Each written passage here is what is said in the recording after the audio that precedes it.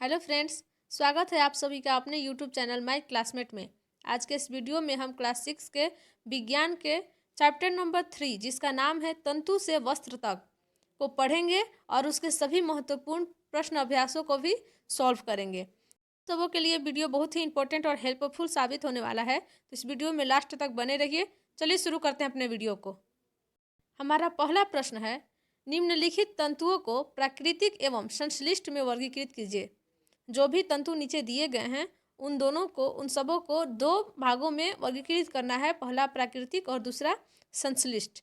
तो पहला है नायलॉन, ऊन, रुई, रेशम, पॉलिएस्टर और पटसन। तो इन सभी तंतुओं को हम लोग को वर्गीकृत करना है। चलिए बढ़ते हैं इसके आंसर की तरफ। हमारा आंसर हो जाएगा ऊन, रेशम और पटसन। ये तीनों प्राकृतिक रेशे हैं। ऊन, रेशम और पटसन ये तीनों प्राकृतिक रेशे हैं, हमें प्रकृति से मिलते हैं। जैसे ऊन हमें पहाड़ी बकरी और भेड़ों के शरीर से मिलता है, बालों से, और रेशम कीट के द्वारा मिलता है, और पटसन की खेती की जाती है। जूट से पटसन मिलता है रेशा हमें। तो ये तीनों प्राकृतिक रेशे हैं जो प्रकृति के द्वारा हमें प्राप्त होते हैं। आगे बढ़ते हैं। इधर है नायलॉन और पॉलिएस्टर। नायलॉन और पॉलिएस्टर जो है वो संश्लिष्ट रेशे हैं जिसे मानव द्वारा निर्मित किया जाता है। ये प्राकृतिक रेशे नहीं है। चलिए आगे बढ़ते हैं। नेक्स्ट प्रश्न है, नीचे दिए गए कथन सत्य हैं अथवा असत्य, उल्लेख कीजिए। नीचे दिए गए प्रश्नों में से कौन सा कथन सत्य है और कौन सा कथन असत्य, हमें वो बताना है। तो हमारा पहला क्वेश्चन है, तंतुओं से तागा बनता है। तंतुओं से तागा बनता है, ये कथन 100% सत्य है। नेक्स्ट, कताई वस्त्र निर्माण की एक प्रक्रिया है। कताई जो है वस्त्र निर्माण की एक प्रक्रिया है, तो ये भी सत्य कथन है। नेक्स्ट है, जूट नारियल का बाहरी आवरण होता है। जूट जो है नारियल का बाहरी आवरण होता है, ये कथन गलत है। जूट जो है उसकी खेती की जाती है, वो पौधे से प्राप्त होता है, न कि नारियल का बाहरी आवरण होता है। नेक्स्ट है, रुई से बिनौले यानी कि बीज हटाने की प्रक्रिया को ओटना कहते हैं। रुई से बीज हटाने की प्रक्रिया ओटना कहलाती है, यह कथन सत्य है। नेक्स्ट है, तागों की बुनाई से वस्त्र का एक टुकड़ा बनता है। तागों की बुनाई से वस्त्र का एक टुकड़ा बनता है, ये कथन भी सत्य है। तागों की बुनाई करके हम विभिन्न प्रकार के वस्त्र, साड़ी, कुर्ता आदि तैयार करते हैं। नेक्स्ट है, रेशम तंतु किसी पादप के तने से प्राप्त होता है। रेशम तंतु किसी पादप के तने से प्राप्त होता है, ये कथन गलत है। रेशम तंतु हमेशा रेशम के कीटों से मिलता है, पादप के तने से नहीं। नेक्स्ट है, पॉलिएस्टर एक प्राकृतिक तंतु है। हमने ऊपर के क्वेश्चन में देखा था कि पॉलिएस्टर जो है वो मनुष्य के द्वारा बनाया जाता है, अतः पॉलिएस्टर जो है वो प्राकृतिक तंतु नहीं है, वो संश्लिष्ट तंतु है, इसलिए ये कथन गलत हो जाएगा। नेक्स्ट क्वेश्चन है, रिक्त स्थानों की पूर्ति कीजिए, यानी खाली जगह को भरना है। हमारे प्रश्नों में जो भी खाली स्थान है उन्हें सही आंसर के द्वारा भरना है। तो हमारा पहला क्वेश्चन है, डैश और डैश से पादप तंतु प्राप्त किए जाते हैं। डैश और डैश से पादप तंतु प्राप्त किए जाते हैं। तो पादप तंतु हमें किन किन चीज़ों से प्राप्त होते हैं? आंसर हो जाएगा रुई और पटसन।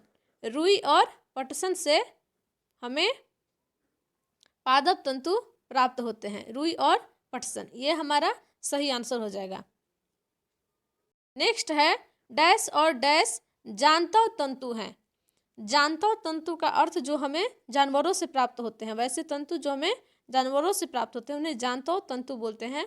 तो डैश और डैश जांतव तंतु है, तो आंसर हो जाएगा ऊन और रेशम। ऊन और रेशम जो है वो जांतव तंतु हो जाएगा। नेक्स्ट क्वेश्चन है हमारा क्वेश्चन नंबर 4, रुई तथा जूट पादप के किन भागों से प्राप्त होते हैं? ये बच्चों ये क्वेश्चन बहुत ही इंपॉर्टेंट है और इसको आप लोग अच्छे से समझने का प्रयास कीजिए।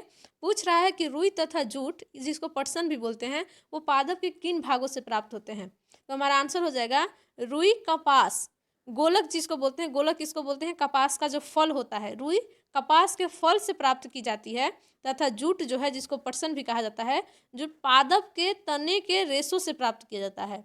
पौधे के जो जूट का पौधा होता है उसके तने में रेशे होते हैं, उन रेशों से जूट प्राप्त होता है। रुई जो है वो कपास के फल से प्राप्त होता है।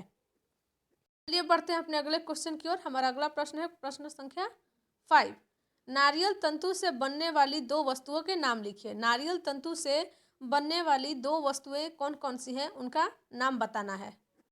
तो हमारा आंसर हो जाएगा कि रस्सी, पायदान, गद्दे आदि नारियल के तंतु से बनाए जाते हैं। नारियल के तंतु से बनाए जाने वाले सामान कौन कौन से हैं?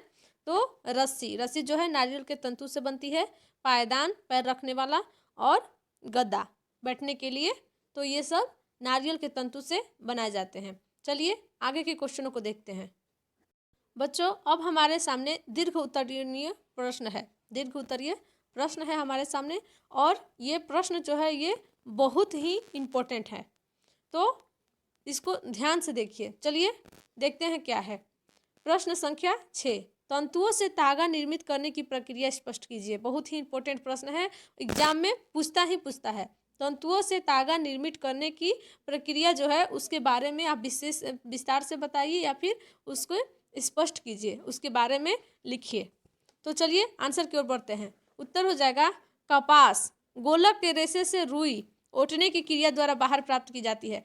कपास जो है वो गोलक किसको बोलते हैं? कपास के फल से। तो कपास के फल से जो रेशा निकलता है, रुई निकलता है, उसको ओटना क्रिया होता है, ओटना क्रिया के द्वारा प्राप्त किया जाता है। पारंपरिक ढंग से कपास हाथों से ओटी जाती है। आजकल कपास ओटने के लिए मशीनों का उपयोग किया जाता है। पहले ज़माने में कपास से रेशा बनाने के लिए, धागा बनाने के लिए पारंपरिक तरीके से ही किया जाता था। पटसन रेशे प्राप्त करने के लिए पटसन पादप को पुष्पन अवस्था में काटते हैं।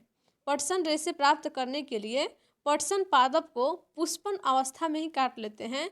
फसल कटाई के पश्चात पादप के तनों को कुछ दिनों तक जल में डुबा कर रखते हैं। यहाँ देखिए, हमने ऊपर देखा था कि रुई कैसे प्राप्त होती है, उसकी प्रक्रिया क्या थी, और अब हम देख रहे हैं कि जूट कैसे प्राप्त होता है। हमें जूट के रेशे और उसके द्वारा बनाए गए सामान हमें कैसे प्राप्त होते हैं वो हम देख रहे हैं। तो पहले क्या होता है, जो जूट के रेशे प्राप्त करने के लिए जो उसका पौधा होता है, उस पौधे को पुष्पन अवस्था में काटते हैं। इसका मतलब जब वो हरा भरा रहता है उसी टाइम में उसको काटते हैं।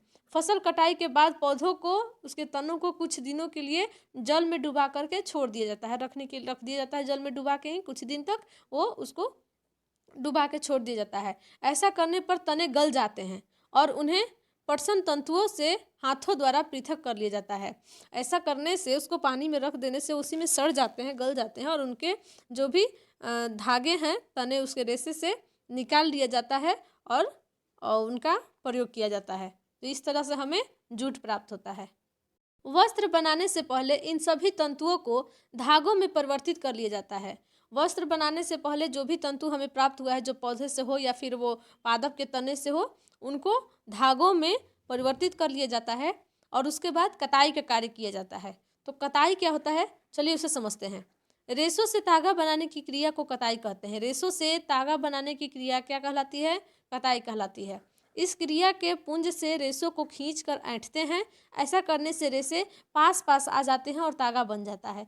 इस क्रिया के दौरान पुंज से रेशों को खींचा जाता है, खींचकर उसे ऐंठ दिया जाता है, जिसे करने से जो रेशे होते हैं उसके वो पास पास आ जाते हैं और एक धागा बन जाता है। तो फ्रेंड्स, हमारे ये जो चैप्टर जो है यहीं पर समाप्त होता है, और इस चैप्टर में हमने इस पाठ के सारे प्रश्न अभ्यासों को हल किया है, सारे प्रश्नों को हल किया है, और जितना हो सके उसे समझने का प्रयास किया है, और उसके सारे इम्पोर्टेंट तथ्य जो भी है, महत्वपूर्ण बिंदु, उन्हें हमने समझा है और याद किया है। तो हमें उम्मीद है कि आपको ये वीडियो बहुत पसंद आई होगी। यदि आप सबको ये वीडियो पसंद आई है तो इसे लाइक कीजिए और अपने फ्रेंड्स, दोस्तों के पास शेयर कीजिए। अच्छा लगा हो तो हमारे चैनल को सब्सक्राइब कीजिए। मिलते हैं नेक्स्ट वीडियो में, तब तक के लिए धन्यवाद। Thanks for watching.